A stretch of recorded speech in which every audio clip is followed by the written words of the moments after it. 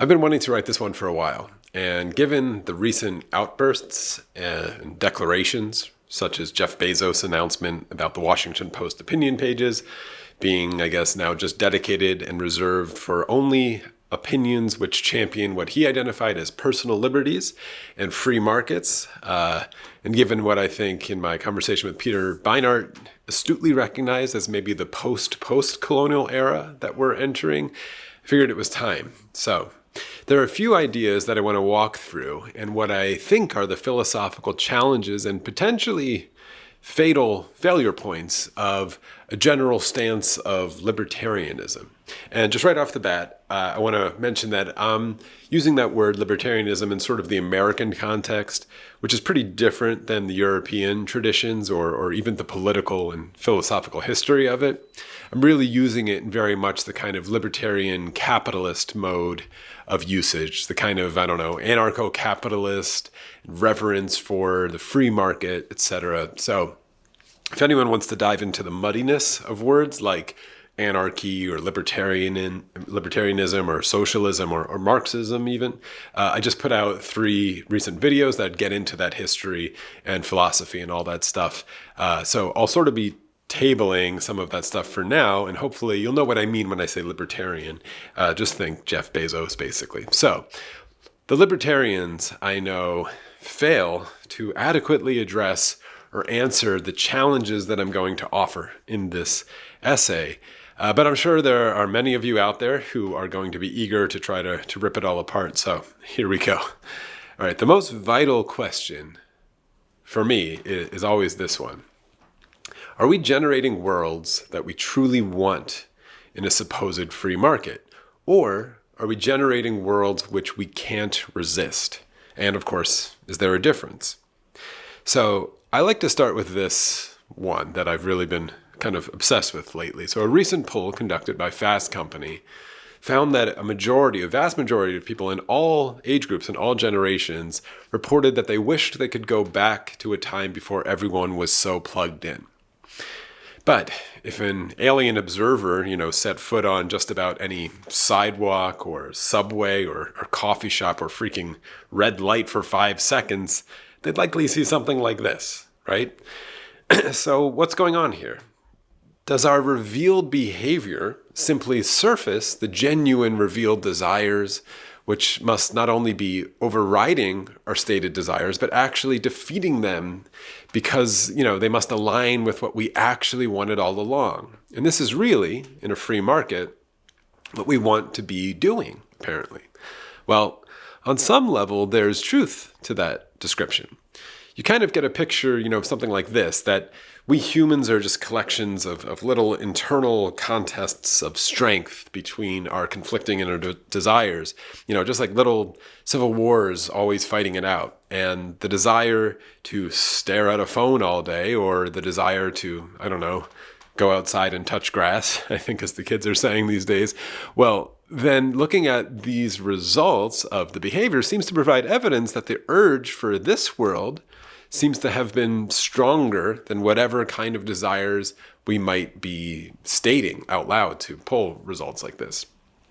I guess we were just lying to ourselves or the pollsters, right? And the libertarian has a hard time contending with this stuff in any kind of meaningful way other than simply gesturing to either, discount the stated intentions as mere virtue signaling or disingenuous statements, that if people truly, deeply, and really desired something different, then they would do it. No one's forcing you to use the phone. You still have the liberty to not use it, right?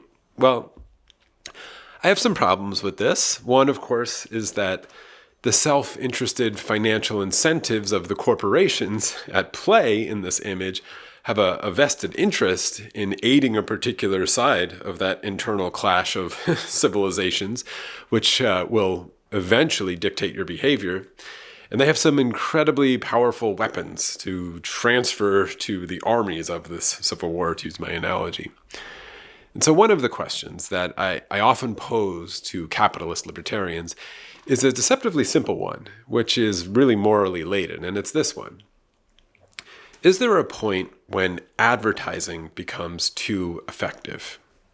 The moral injection into the grammar there is that little word to, which implies that there is a potential problem here. The libertarian, must cling to an idea that advertising is simply a form of innocuous information sharing. That when you see or hear or smell, yes, smell, more on that in a minute, an advertisement, that is, it's just simply informing you of an option. And then it's up to you to consider it, to weigh the price, the risks, the benefits, etc. And decipher if this thing crosses some magical threshold of the willingness to pay. And this supposed internal deliberation is exactly what libertarians protect and elevate as sacred and synonymous with freedom. That magical word freedom. So this point of contact between you and the information has to be benign, or at least lack the power of total coercion. If, for example, the marketers have a true power of brainwashing, which guarantees that you will choose their product, perhaps by eliminating all other options or physically forcing you to purchase it, the libertarian has a problem with that.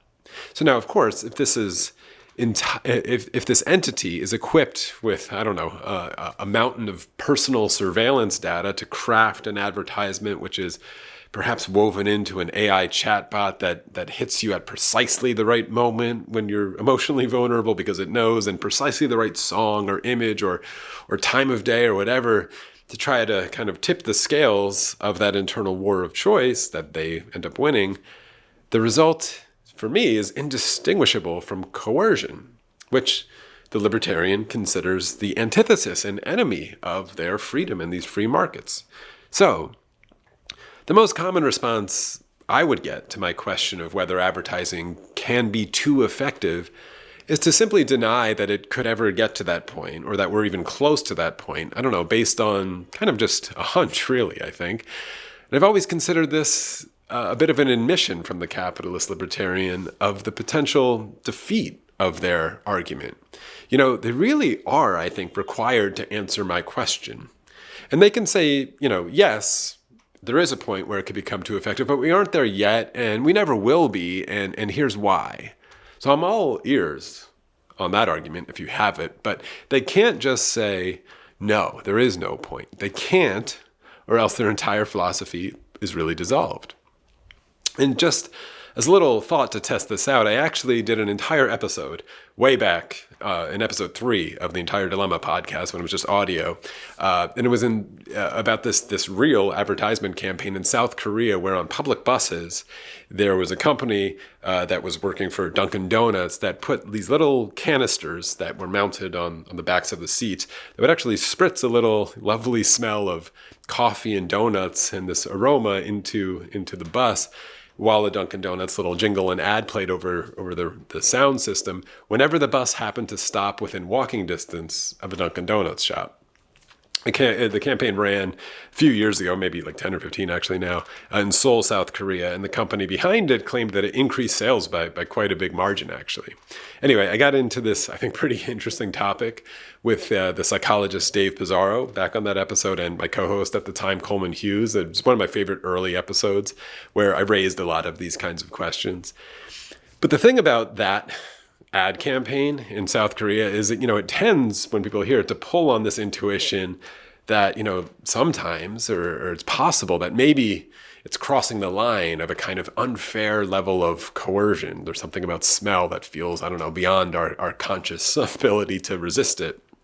At least it hints that, we kind of sense that there is such a line somewhere out there of marketing being too invasive, too effective, and too strong, where the libertarian notions of liberty and freedom really do seem to be challenged there. And of course, when we consider all of the personalized data stuff and surveillance economy stuff and whatnot, I think that only gets way stronger. They don't need to be spritzing smells anyway. Okay, so this is basically my first challenge to the capitalist libertarian theory. And I think it's very rarely seriously considered. And of course, I think it presents a pretty large hypothetical problem, or maybe we're there already.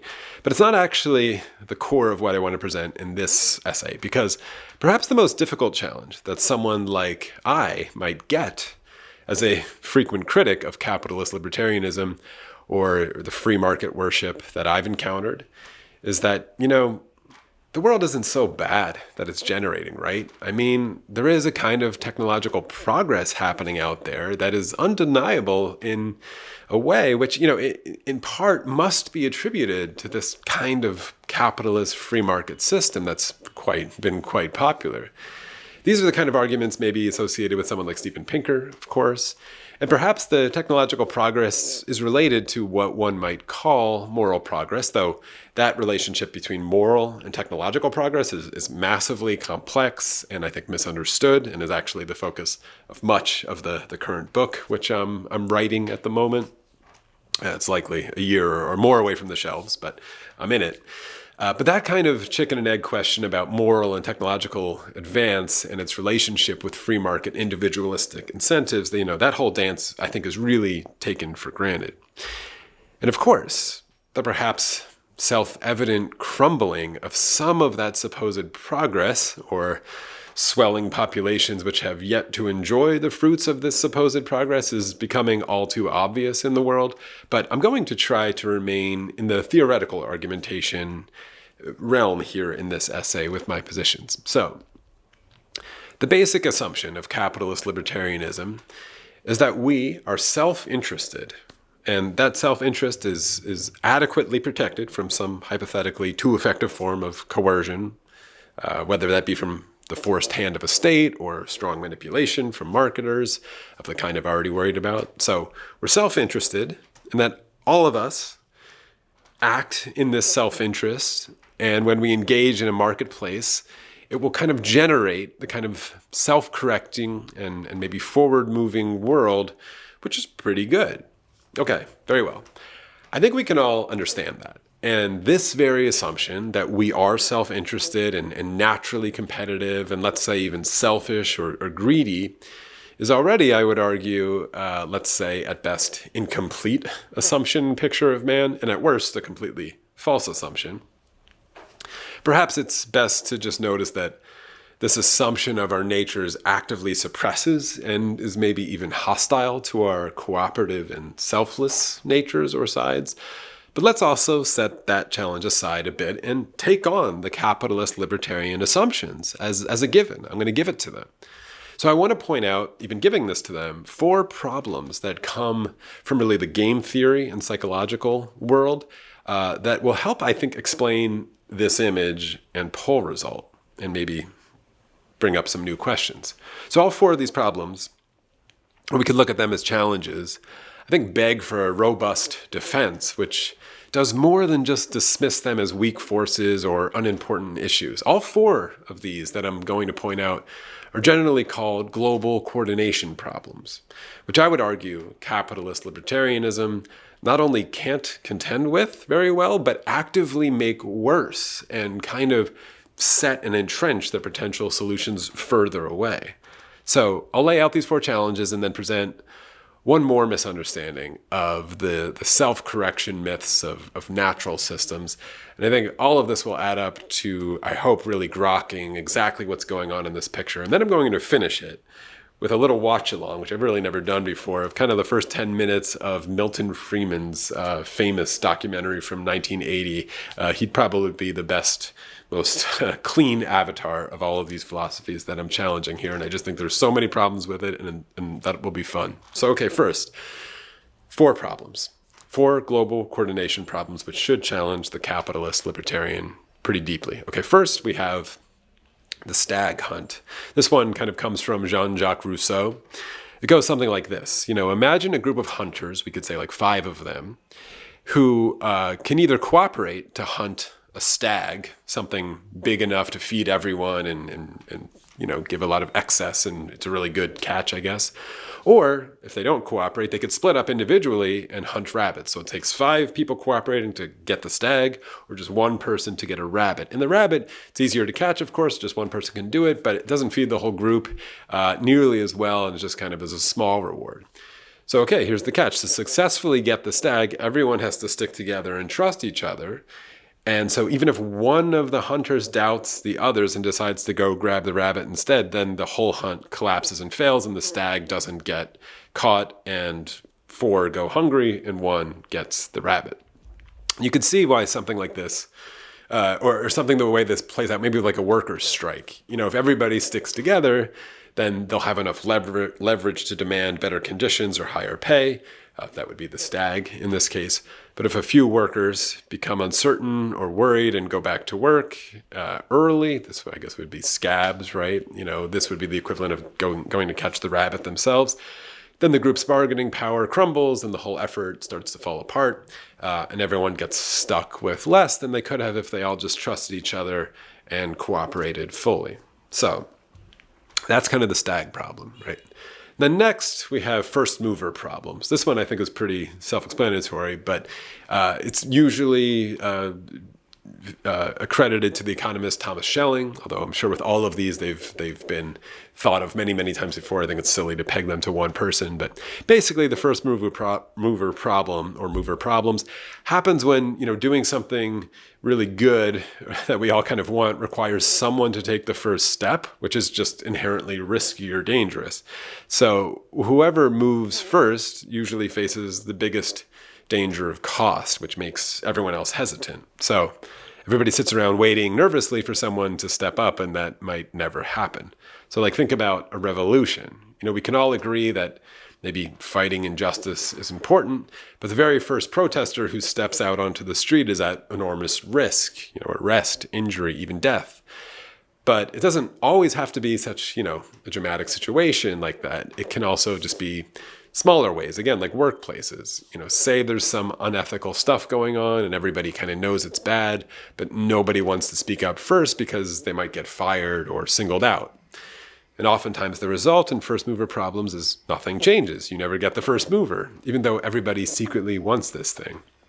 The important thing to note about this one is that, you get the mismatched situation where a large majority, or even just about everyone, kind of agrees that they want something to happen, but the observed behavior of the population seems to suggest the opposite. And clearly this is something that the free market capitalist libertarian struggles, I think, quite badly with. And of course, this would also relate to this picture of everyone on their phones and saying, I wish we could go back into a time when I was less plugged in. And it could even be sort of, doesn't have to be economic in these cases. It could be spiritual or relational. So for example, you decide, I'm using my phone too much. I'm going to keep it in my pocket or leave it at home today and not be on it all day. And then you go out in the world and see what happens. But then everyone else is still on their phone.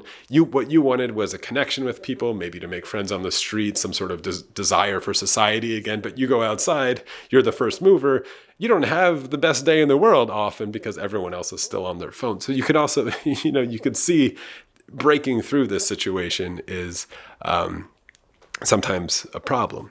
There was thinkers like Herbert Marcuse who called it like the great refusal, calling for everybody all at once to try to kind of break free of the system. But this doesn't always happen. Okay, so then there's, of course, the free rider problem. This one's also pretty easy to understand. This is like when there's a shared resource or public good and people tend to, try to get their benefits without paying their fair share. They think, well, if everyone else pays, why should I? It's rational individually, but can cause big trouble collectively. Climate change is a clear example of free rider problems. So countries all know that we should be cutting emissions, but individually, each nation hopes that the others will act first and bear the cost. And they think, if enough of them do that, I'll just go along for the ride for free and the problem will be solved. It's quite similar to first mover problems in that way. And the result is that everyone stalls and we end up stuck in a worse situation. Everyone wants the good outcome, but individually avoids the pain required to get there. And then last, of course, there's something like the tragedy of the commons. This was Garrett Hardin famously laid out this scenario. And you imagine a shared pasture where a bunch of farmers can graze their animals, and each farmer individually gains more by grazing extra animals. And so immediate profits, and theirs alone, those profits. But the costs, like the pasture getting used up, are spread out among everyone. So everybody thinks, I'll graze one more animal, why not? No one will really notice. And a real world example, might be like global overfishing.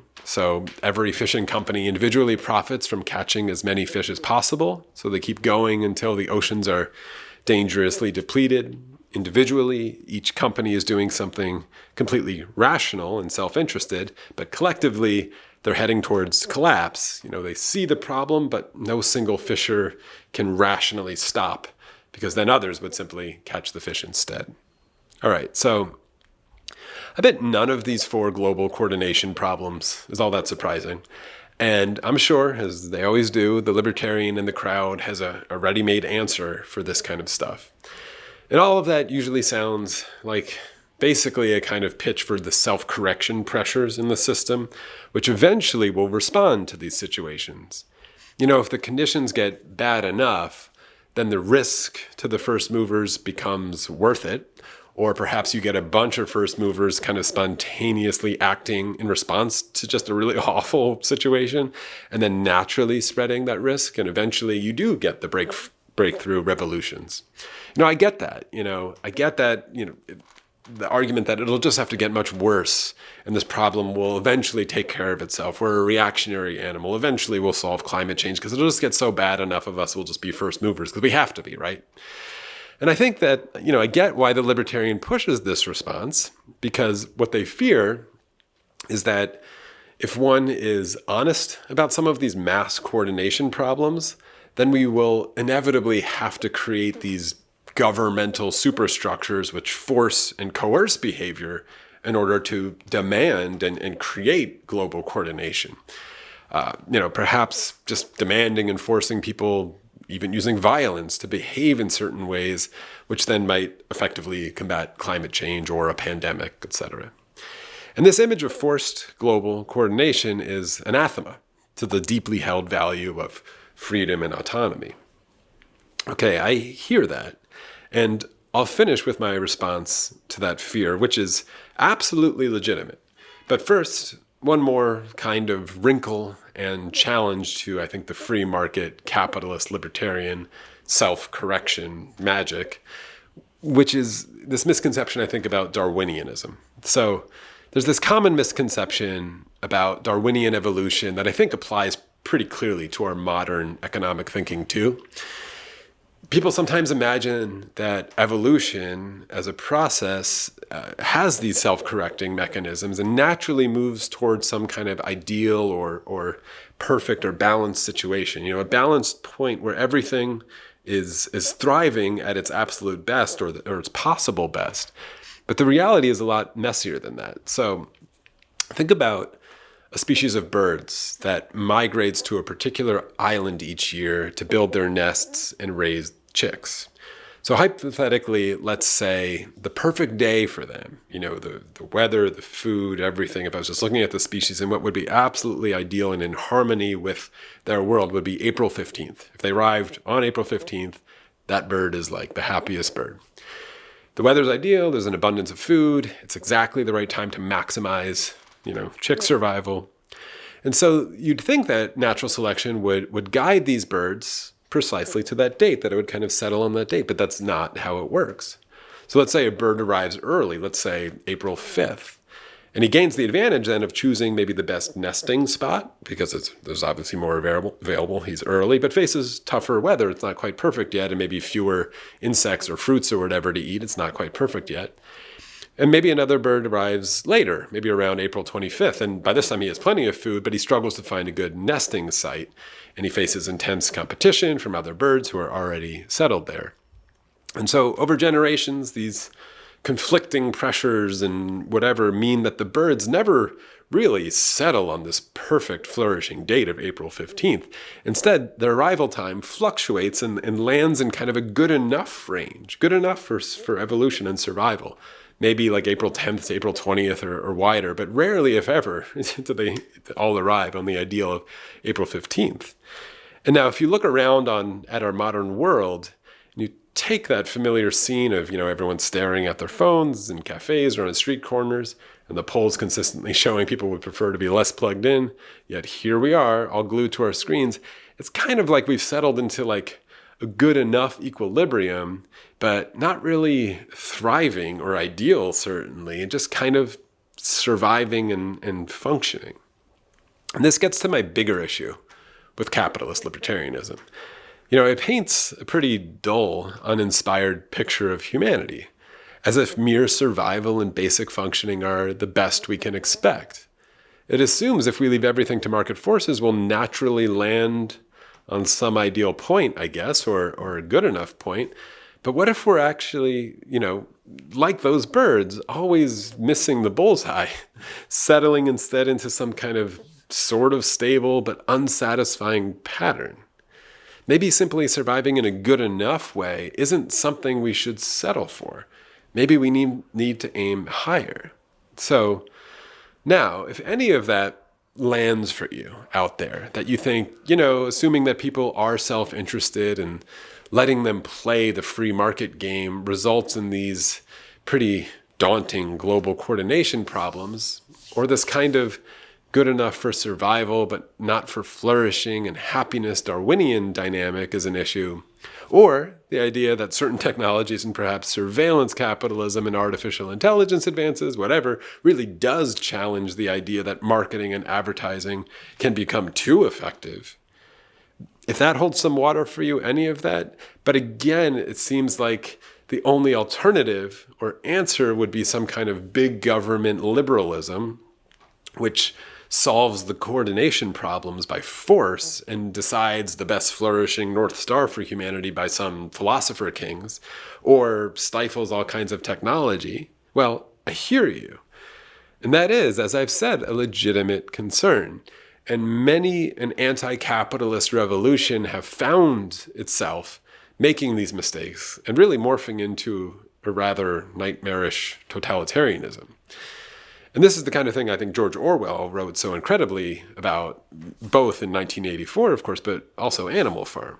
So, is there an alternative? You may have noticed my previous conversations, which are on anarchism, and I've really been enjoying a lot of that history and philosophy lately. I do think we're ripe for a really good global debate on this kind of stuff, because at the very beginning of this essay, I said we just take the assumption that humans are self-interested and deeply competitive and fearful and ultimately selfish creatures and kind of unleash that. And both, the big government liberals and the capitalist libertarians do adopt that assumption, and they solve it obviously differently. But perhaps the assumption is false. And this is where anarchistic and humanistic thought and philosophy enters the picture to put forward the idea that we are not the kind of creatures which this game we've all been cast into insists that we are. Or perhaps that we can encourage and train or nurture the aspects of ourselves which are cooperative and courageous and loving and less fearful, etc. And that might sound like pie-in-the-sky, fanciful, lefty stuff to you. But I would encourage you to spend some time with these anarchistic thinkers, and perhaps we can dare to dream that we are, in fact, a special kind of animal, a different kind of animal. We're not like the birds nesting on that island. We have these second-order desires and questions where we can ask existential questions and seek more profound ways of being and living. The bird says, "What do I want?" The human can ask, "What do I want to want?" And I don't think it's this, and I think that's showing up here.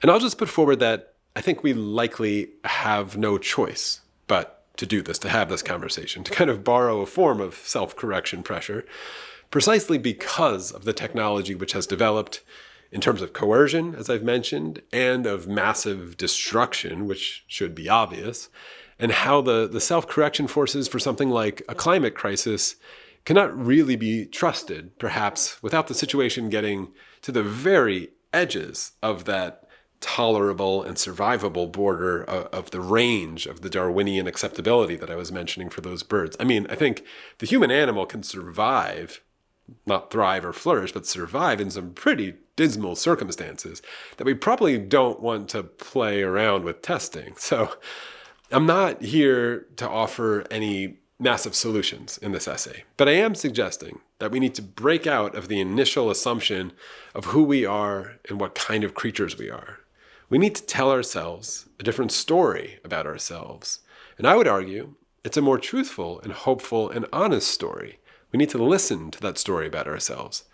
It might not be a matter of survival completely, but it sure would be better than this, right? And now, as promised, I'm going to finish with a watch-along of just like the first 10 minutes of probably the most celebrated modern avatar of this free market economic theory in Milton Friedman. So he put out this documentary series in 1980 called Free to Choose. It's also the name of a book that he wrote by the same name. I think, honestly, it should be mandatory viewing for anyone supporting or challenging, clearly as I am, the libertarian capitalist philosophy. He won, believe it or not, a Nobel Prize in economics in 1976. His acceptance speech was interrupted by a protester, which didn't look like it pleased him too much. But I'll also point out that 2 years earlier, Friedrich Hayek, another capitalist, libertarian, free market champion, was awarded the same Nobel Prize in economics. But in his acceptance speech, he criticized kind of the entire thing and worried that the prize could unintentionally give economists too much authority and influence. So he said in his speech, the Nobel Prize confers on an individual an authority which in economics no man ought to possess. That was Hayek. So let's also keep in mind, just by the way, as a side note, that the Nobel Prize generally is a farce. Nobel Peace Prize winners have gone to such marvelous people as Henry Kissinger and Barack Obama and Aung San Suu Kyi and Menachem Begin and Shimon Peres and the entire European Union in 2012. Anyway, I could go on, but wiser men than Milton Friedman, like Jean-Paul Sartre, no matter what you think of him, were wise enough to turn down such a ridiculous award. But anyway, the prize winner in 1976 was Milton Friedman. 4 years later, one of his very strong admirers and devotees named Ronald Reagan wins the presidency in America, and along with his ally across the pond in Margaret Thatcher, who had become prime minister in 1979 and was also a huge fan of Milton, and depressingly brought us this acronym TINA, the There Is No Alternative, while reflecting on Milton Friedman's influence on her. That all started around 1979, 1980, 76. And from there, I think the consensus now, is starting to notice that that's really the turn of what we're calling neoliberalism, that really kind of launched into the stratosphere. So let's go back and take a listen to good old Uncle Milt. I've heard him called that before. Milton Friedman, in his own words, with the first 10 minutes or so of Freedom to Choose from 1980, and see if we could spot just a few challenges to Milton. And so this is from episode 1 of his volume called The Power of the Market. Okay, this is kind of fun. I've really never done this kind of thing before. But let's get started with Milton Friedman, 1980, Free to Choose, Volume 1, The Power of the Market. I have watched this before, so I'm prepared for a little bit of it, but it's been a while, so here I go. Starts with Milton getting his Nobel Prize Award there, I guess, in 1976, maybe spotting the protester. Here we go. Now, a little bit of cloudiness over the eastern end of Long Island, a patchy fog out there. Boy, we've got some lovely weather to talk about, and I think I promised you this back at the beginning of the week. Once, all this was a swamp, covered with forest. And that's what essentially The Canarsie Indians who lived here traded the 22 square miles of soggy Manhattan Island to the Dutch for $24 worth of cloth and trinkets. Okay, so we get off to a pretty running start here with Milton Friedman, continuing, listen, I'm not a historian, but I did some research into this, continuing what seems like ridiculous, racist colonial myth about the Canarsie Islands who lived there. He said we probably didn't. They could have even been a Brooklyn tribe and didn't even have any sort of relationship with Manhattan itself, but trading or selling, whatever, the island of Manhattan to the Dutch for $24. With my research that I did, it looks like there was a merchant in 1926, of course, a Dutch merchant named Peter Schagen, who wrote a letter back to the Dutch West India Company that started this entire ridiculous myth, where he said the island of Manhattan was sold from the savages at the value of 60 guilders, which was later, a few centuries later, converted into dollars, and they figured out it was about $24, and then it was romanticized, and then they changed it to trinkets and beads, which you just heard Milton put out. the entire story is just a colonial ridiculous story about sort of swindling these gullible Indians who didn't know how to handle the land. On top of that, there's it's obviously they didn't even have the same kind of ideas and memes about land ownership and land usage in that way. If anything, it may have been sort of an agreement to use the land collectively or to allow them on the land. There's nothing like this property of deed kind of thing. And then just note, again, I'm not going to beat up Milton the entire time for his historical knowledge here, but it is pretty telling that a libertarian sort of champion of this economics seems to start and maybe want to start with such a ridiculous myth. That also has a transaction, an economic transaction at the beginning, which seems to sort of like, wipe the slate clean. That anything you do beyond that is just you made a good deal and you worked out from there. Anyway, I won't beat him up too much on this, but ridiculous. Look into the myth of the $24 of beads and trinkets for Manhattan, and I think you'll be a little surprised that made the first line by Milton Friedman in 1980. The newcomers founded a city, New Amsterdam, at the edge of an empty continent.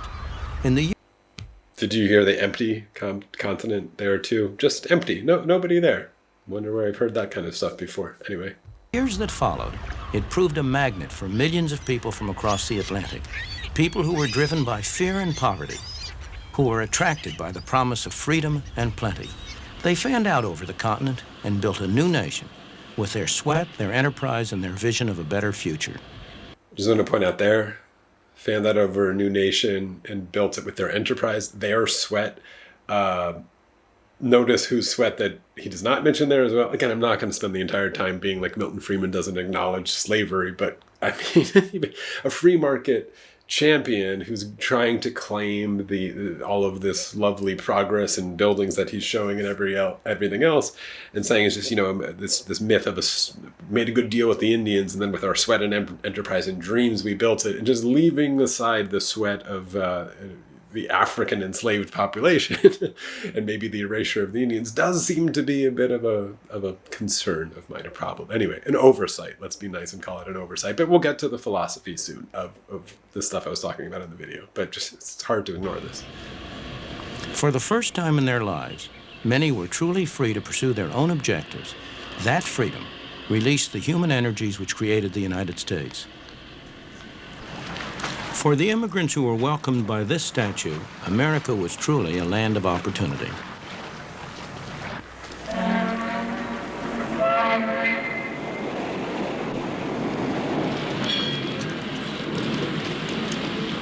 They poured ashore in their best clothes, eager and expectant, carrying what little they owned. They were poor, but they all had a great deal of hope.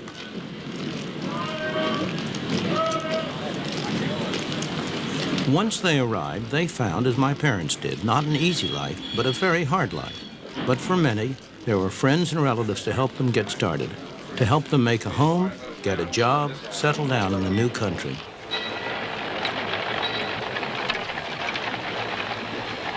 There were many rewards for hard work, enterprise, and ability.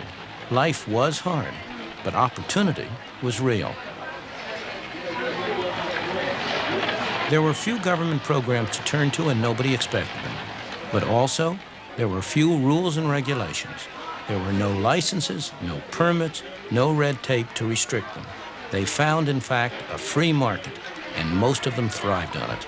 So, I just want to point out there, I mean, he skipped obviously a bunch of history, but they found a free market and most of them thrived on it. No red tape, few whatever licenses and all this kind of stuff. I do want to point out a lot of the early frame. This wasn't some like utopian capitalist free market system. Obviously, in America, I've already mentioned maybe the warping of the market with something like slavery. But someone like Alexander Hamilton was a huge advocate of a strong federal government and role in economic development, including protective tariffs and federal infrastructure plans and plenty of subsidies to support manufacturing in different sectors in America. So this wasn't, I mean, even Milton wants to tell a pretty overly simple story there, but we'll let him have it, and we'll get here to where it's going, which is Chinatown. Many people still come to the United States driven by the same pressures and attracted by the same promise.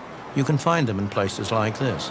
It's Chinatown in New York, one of the centers of the garment industry, a place where hundreds of thousands of newcomers have had their first taste of life in the new country. The people who live and work here are like the early settlers. They want to better their lot, and they're prepared to work hard to do so. Although I haven't often been in factories like this, it's all very familiar to me. Because this is exactly the same kind of a factory that my mother worked in when she came to this country for the first time at the age of 14, almost 90 years ago.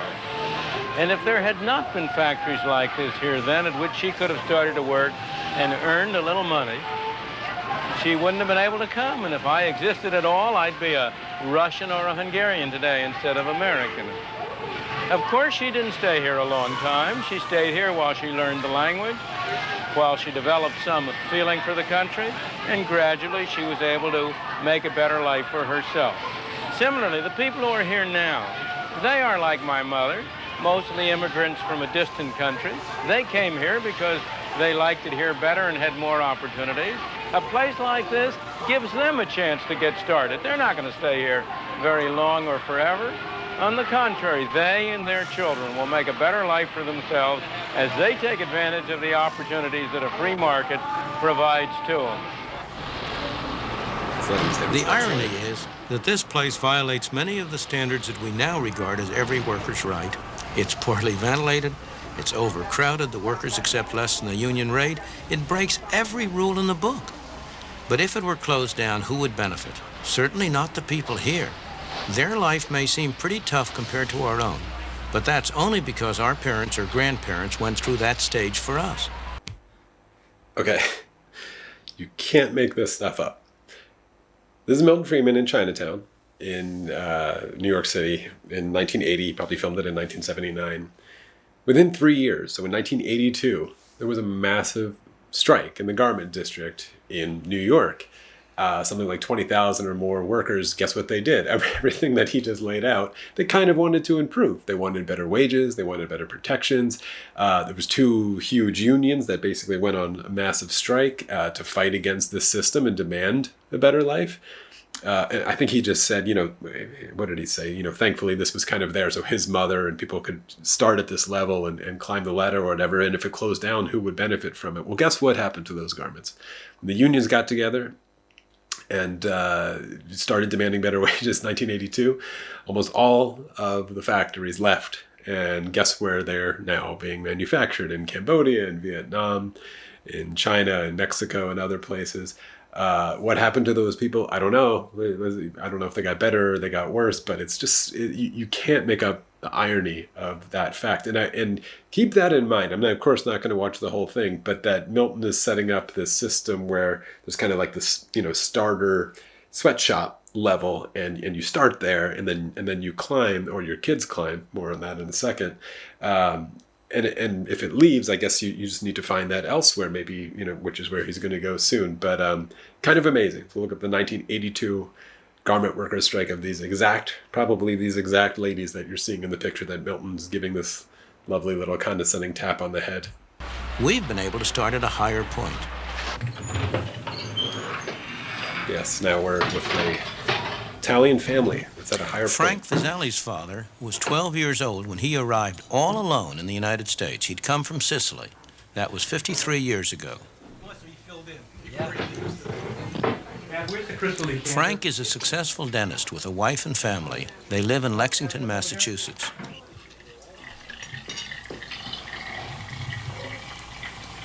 Fine, 1 bottle fills the whole decanter. There's no doubt in Frank's mind what freedom combined with opportunity meant to his father, and then to him, or what his Italian grandparents would think if they could see how he lives now. They would not believe what they would see, that a person could immigrate from a small island and make such success out of their life, because to them they were mostly related to the fields, working in the field as a peasant.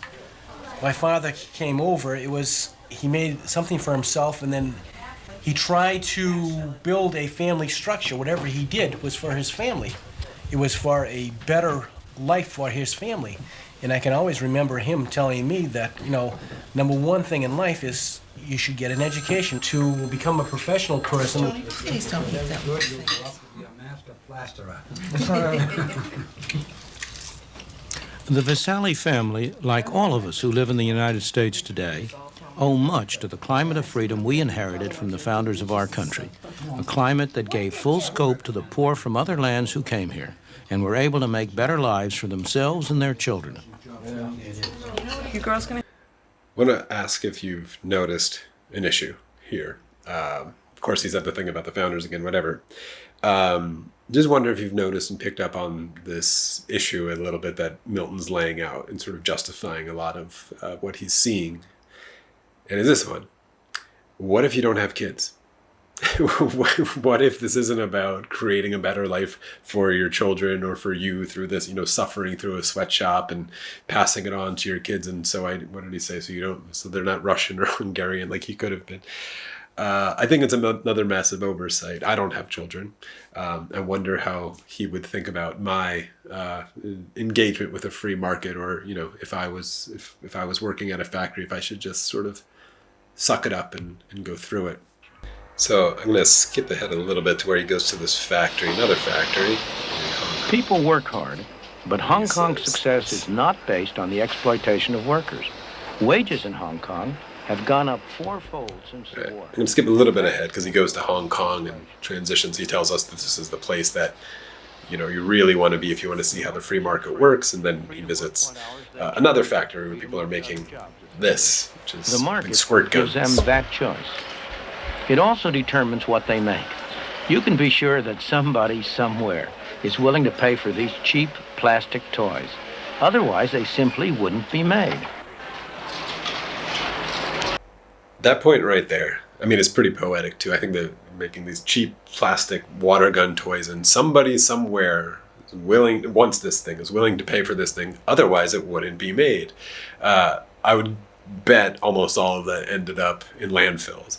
The assumption that somebody there wants that and so it gets made is obviously missing the question of do we really want that? Do we really want that? Do we really want people doing that? Is this some sort of dignified life, putting little squirt guns together your entire life? I don't know. These are open questions for the libertarian that I think they again just sort of sidestep and fail to address in any meaningful way. But I think, and again, this is 1980, so maybe you couldn't quite foresee this, but he's using this just belief that supply only appears when demand appears. Otherwise, the supply will disappear because it'll be a losing economic function. I think sometimes libertarians think that us critics of libertarianism don't understand basic supply and demand. We do. We understand what you just said, Milton, that supply will just appear only when demand demands it. Fine. I think what it fails to address are some really important factors that, especially now with technology, you can generate demand to a certain degree when there is none, which is this point about making people want things that they might not really want, or addicting them to things. But then also, if you just have a lot of supply, it is in your interest to create a demand for that supply. So if you happen to be a nation with only a lot of people, like he's saying, like Hong Kong is here, and not a lot of other natural resources, well, then you're going to sell people using cheap crap, right? That's what you're going to sell. If you happen to be sitting on land that has a whole bunch of oil, it's going to be in your incentive to convince the world they need oil. If you happen to be sitting on a certain kind of natural resource, it's going to be, you have the supply, you're going to try to create and generate the demand as much as possible, even if it might be dirty or suicidal in the world, like climate change or whatever. So someone like Milton might just think that's a really limited ability to do that, to create demand where it's not. But I think, I'll go on just a little bit further, but it's just, there's so much missing. There's so much missing in here, and I think we live in a time where all of those missing things and oversights, let alone the sort of racist colonial start of the entire thing, are really coming into full view, and this is just not tenable. More people making, plastic. Competition from places like South Korea and Taiwan has made cheap products less profitable. I think maybe we should end it on this one because it's a plastic toilet, but So Hong Kong businessmen have been adapting.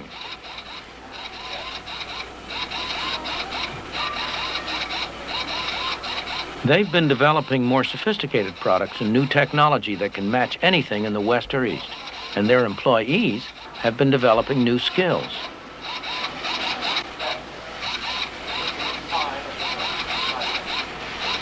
Hong Kong never stops. There's always some business to be done, some opportunity to be seized. It's long been a tourist center and a shopper's paradise, and it's now one of the business centers of the East. Okay.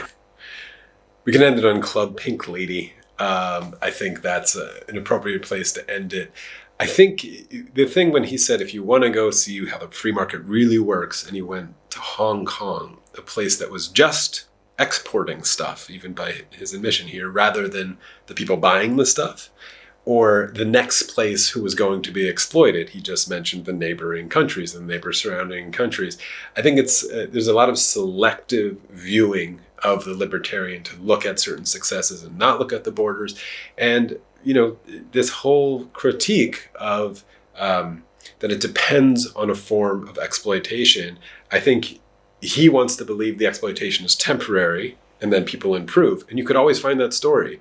Whereas the critic of it, someone like myself, would be like, well, the exploitation, I think, was just shifted to another place.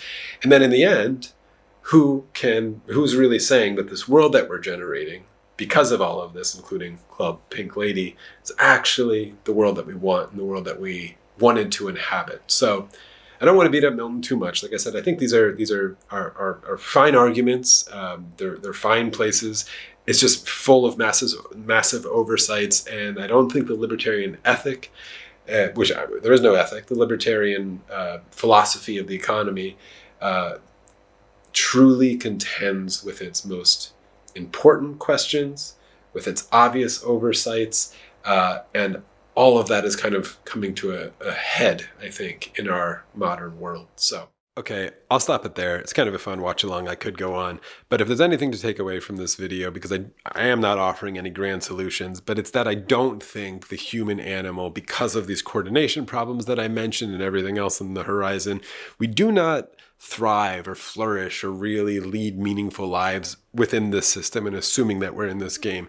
We do survive to a degree, and that's not good enough. And I think to solve those global coordination problems, the libertarian has a blind, false faith in self-correction, which I think they underestimate just how bad it could get. And the big market liberal has a too cavalier reverence for big government forcing coercion to solve those global coordination problems. And so I do think we're ripe for a conversation about the assumptions of the game in the first place. Do we have to accept the assumptions of the game that we need a totalitarian government to coordinate us, or we need our self-interest to eventually hit rock bottom of an unlivable world in order to coordinate us? No, I think we have to challenge that, and I think it's genuinely challengeable. And I did that a bit in my anarchy videos, and I will continue to do that, not just because I think we have to, like I said, although I do think we eventually will, but because we really should, and we deserve better. And this is a problem for me, and I want to spend more time trying to listen to our truest selves, our deepest selves, which sometimes show up in poll results like this and say, this is okay, but I wish it was different, and we should dare to try. That's it. Thanks.